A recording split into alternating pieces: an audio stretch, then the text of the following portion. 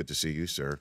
Good to be here. You got everybody here, man. Yeah, I do. We got a studio audience. We need a live audience, man. We got to start doing a live audience. You guys would be... Switch that up. Have you guys not done that? You've done that, right? Never. We do a live audience at the arena. Sure. But we don't do it in the studio. That would be I think a must ticket, by the way. There'd be a lot of editing going on.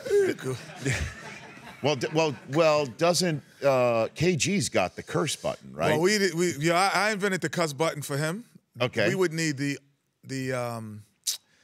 not the mute button, but the blackout button, because certain things would be done with a live audience, and we'd have to black that whole screen out. Okay, the whole thing. No one could see that. So, thanks for coming here, man. I appreciate it. I appreciate it. I couldn't, like I said, I couldn't stop in Atlanta without getting as many of you folks from NBA on TNT on this program. Are you a Jet or a Giant fan, being from Queens? I'm one of the rare New Yorkers. Okay. That could be a Met and Yankee. Yes. And a Jet and Giant. That is. I'm one of the rarest New Yorkers. Well, rare and Nick. Okay. Rare would mean that there are others who have that. You think I'm the only one? You are. Do I think? Well, let me tell you why. You are the only one. I've never met anybody like that. I grew up in Queens, so obviously Mets and Jets. Correct. Because they used to play in Shea Stadium. They used to stay in Shea Stadium. So right. But I was born in Brooklyn. But I played my AAU for Riverside Church, which is in Harlem. And all of my friends and all of my relatives lived in Harlem as well. So that's Yankee territory. So that's Yankee. Giants territory. And that's how I became all. It's because you're from a time in New York, as am I, where the sports allegiances were based on the stadium in which they played. Because the Giants used to play in Yankee Stadium before they went to New Jersey. And that's why. And the Jets and the Mets used to play together in Shea Stadium. So that's the way it was just, I don't know. It's crazy that it's just because they played in the same stadium that you had to root for the same combination. I spent most of my time in Queens, being born there. I mean, living there rather, and then I spent most of my weekends in Harlem. Okay. So it was like, you got to be both. Okay. You know? Well, that works because again, you're the only one I've never met anybody. Because if you're a Yankee fan, you can't but hope for the Viceroy. And I was a Nets because the ABA. Well, so I mean, Dr. J. You can't root against Dr. J, right. So that's understandable. So Dr. J, John Williamson, Super John Williamson, and Larry Keenan. When the hell are the Knicks going to get good again, Kenny? It's funny because my son, I actually interviewed for the Knicks job. And okay. So I came back home with a bunch of Knicks paraphernalia. My son, I have two sons. I have 5 kids total with 2 sons, and one is 10 and one is 21. So I was like, oh, I got some Knicks gear for you guys. And they were like, the Knicks suck. And I was like, yeah, and I thought about it. In their lifetime, they had never seen the Knicks as a good team in their whole life. So think about that. Their whole life, the kids, my kid, 20, 21, and 10, has never seen the Knicks as a good team. That's awful. And us as New Yorkers, we're in Atlanta now, so they're like, what? The Hawks suck too. So to be the Knicks coach or front office, coach. The coach. Yeah. Why would you want to do that? Because it was in New York. That was one of the big reasons. I think I do. I have aspirations at one time to eventually I'm going to leave the Studio J and be part of an NBA franchise. But you know, that offer and opportunity, you know, I just felt that there's a uniqueness that I could bring. And plus, and this is a current time, this job that kind of brings me relationships with players that I didn't have probably 10 years ago. So I'm going to be like, yo, you got to come help me out. Like, you know, I felt I would have an ability to bring and attract people as well. Because, you know, if you're saying that we're in an era now where your grown children have not ever seen a moment when the Knicks have been good, then we're reaching maybe a stage where you're also a rarity in the fact that because it's the Knicks, because it's Madison Square Garden, I need to do that. And exactly. They're running out of time. But I'm, again, the same person who loves the Jets and the Giants is the same person that thinks he could have coached the Knicks to a win. Which now Charles and Shaq always, every time the Knicks are on or something, they hit me and they're like, see, that could be you. It's like, and so when I went, it was even funny because I went to the interview the day before, so I telling Charles, and he's like, well, if you get the job, you'll be back in a year. That sounds like something that Charles would say. Yeah. By the way, you know, he's kind of right. You know, it's got nothing to do with you. I mean, if you look at they've what's totally going on. they're tanking. I mean, they're tanking for Zion. Yeah. I mean, you could see a third of the league is doing that. I'm not sure that player is that good enough to tank for it right now. You don't think so? I just, you know, we've never seen. Yeah, we have. We've seen LeBron James as that kind of athleticism. Yes. And physicality, but and we've seen Charles Barkley, but you know, we haven't seen in the modern era, you know, where you have to shoot the three, not just be able to handle the ball, his passing skills. You know, great young talent, but I don't know if I would tank for anyone, ever. You know, just because the uncertainty of how that translates into the NBA is always a gamble. So Zion, what's the gamble that of him, that he cannot shoot the three in this era where you've got to do everything? If he was, it's funny because if he was playing in our era, I would be like, oh, he's going to be a superstar. But the way the game is played in now, that the question would be is, will they allow him to do what he does well in the current state of basketball of analytics? And because what he does well is really good, and you can do that in college basketball. The analytics don't play because of a 40-minute game. It doesn't have the same translation.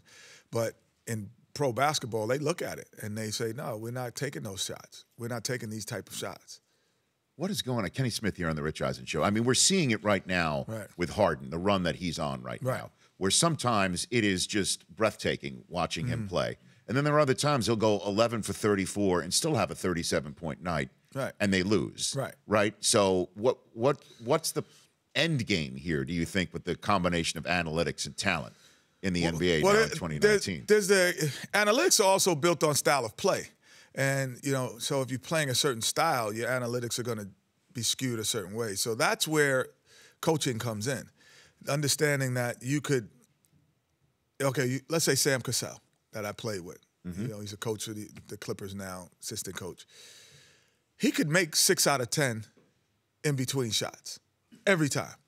Like if you gave, we had games, if you looked at it, 6 for 10, Sam would make in between shots. That's 12 points. So you say, oh, well, we only have to make 4 out of 10 to do that. But the mental mindset of a guy hitting 6 shots on you as a defender, you know, it takes breath out of you as well. So there's things like that. There's foul trouble, being able to, you know. So I think there's going to be a transcending player. Maybe Zion's it, a transcending player that he is so good in the in-between and layup game, like Shaq was in posting up, that he transcends and changes the analytics and says, no, we could go back to throwing the ball inside possibly. We can go back to taking these type of shots. Kenny Smith here on the Rich Eisen Show, just from down the hall right here on the campus at Turner. So do you have a prediction on the Super Bowl here in Atlanta, Kenny Smith? I live in Los Angeles now. Yes, you do.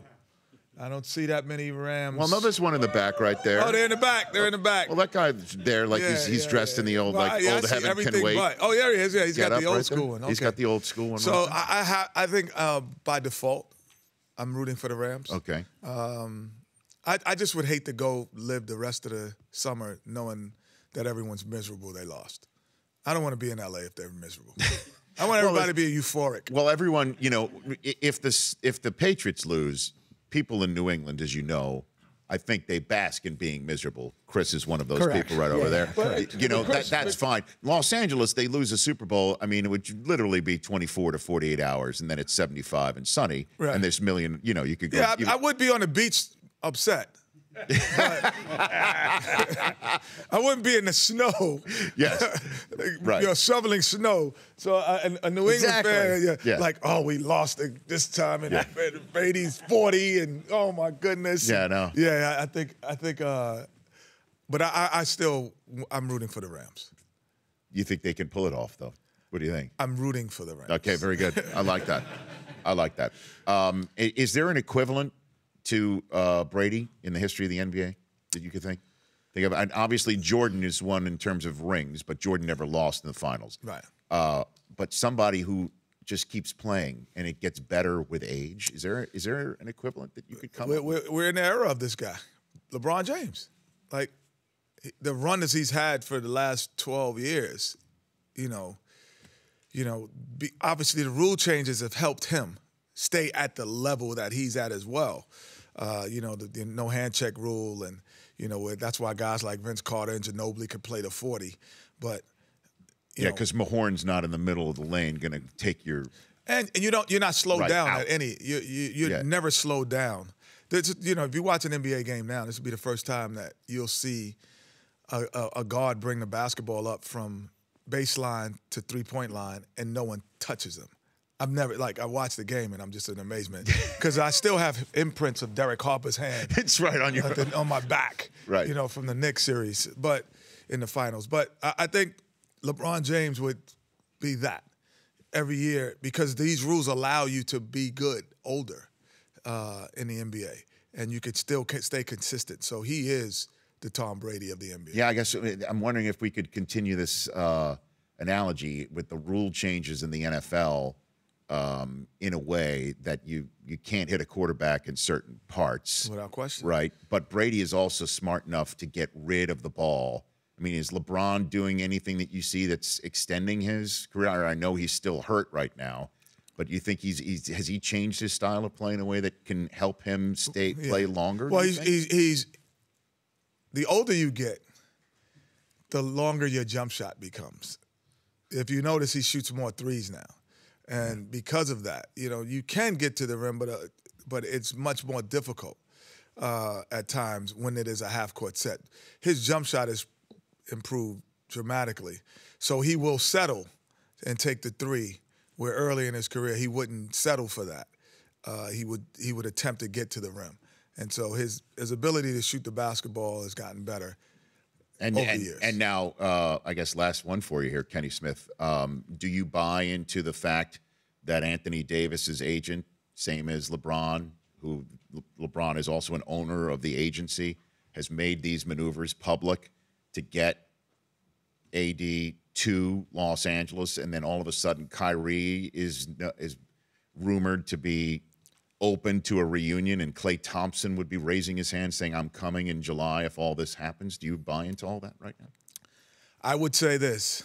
If my brother was an agent for the second best player in his position or the best player in his position, he would be coming with me.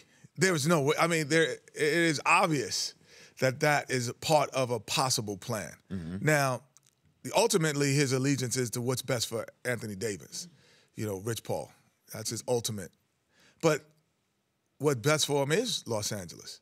That is best for him. If he feels that he can't win in New Orleans, here's a guy who's been to the final 8 straight times. He's somewhat evened out. He hasn't peaked. He's not going down, but he's at the pinnacle, and you're reaching yours. And so you could help him ride into the sunset with 4 or 5 more championships. As an agent, the best opportunity may be for that. Now, the difference is, will New Orleans be able to pull off a deal now, or are they going to have to wait until he's a free agent? But the best situation for Anthony Davis, if you say, play with LeBron. It wouldn't be to go to Boston and play with maybe Kyrie and Gordon Hayward and join that team? None of those guys been to the finals. This guy's been there. So the best scenarios are with the guy who's been there. You said you want to get to the finals. You want to win an NBA championship. This is the modern-day Tom Brady. Right. Well, I guess Kyrie went there, but he had LeBron with him, so he could be in the Kyrie role going to Los Angeles. And you think Kyrie really is open to a reunion with LeBron? That I don't know. I don't know about the Klay Thompson, the Kyrie Irving, but when someone publicly says, I want to be out of here, and publicly says it, the obvious place is Los Angeles, without question. So if we lose the Super Bowl, yes, and we get AD, We won't be as mad on the beach. Or the folks at New Orleans who thought they should have been in the Super Bowl, losing to Los Angeles on Anthony Davis too. You know, yeah. That would be really bad. That would be the worst. That's the 1-2 punch right to the gut right there. Right to the gut. Good to see you, man. Yeah, robbed and robbed again. Come in Los Angeles too. Come to the Los Angeles studio again. I know you've been there before. Yeah, let's have a race, man. Me and you. Okay, let's do that. Let's do that. I would love to do that. I race Chris Webber. I'll race you. Well, C-Web has a long stride, so I beat Chris Webber though. Just letting you know. You did? Yeah. There's evidence, but there was some trickery at the. What are you talking about? What do you mean? So I was beating him by so much. I thought he quit the race, so I started putting my hands up, and I'm dancing around, and he dove. I turned around, he's right there, and he grabbed the tape. And so, he has the reach. He has reach. But no, I was about from this distance, and then I just started like celebrating, and he's like, and so his moniker now is "Run Through the Tape." So in life, run through the tape. Because I didn't run through the tape. I celebrated early. All right, very good. At the Jet on TNT, which is, again, the most extensive coverage and home for the NBA All-Star Game in Charlotte later on. It's now this month. Wow, amazing. We're now in this month of February. Good to see you, Kenny Smith. Good to see you. Good to see you. Where's my parting gift? I just want to know. Oh, we've got some for you. Very nice parting gift for Kenny Smith. It's we'll make sure it's the right size and everything. Kenny Smith here on The Rich Eisen Show. The Rich Eisen Show, weekdays at noon Eastern on Audience.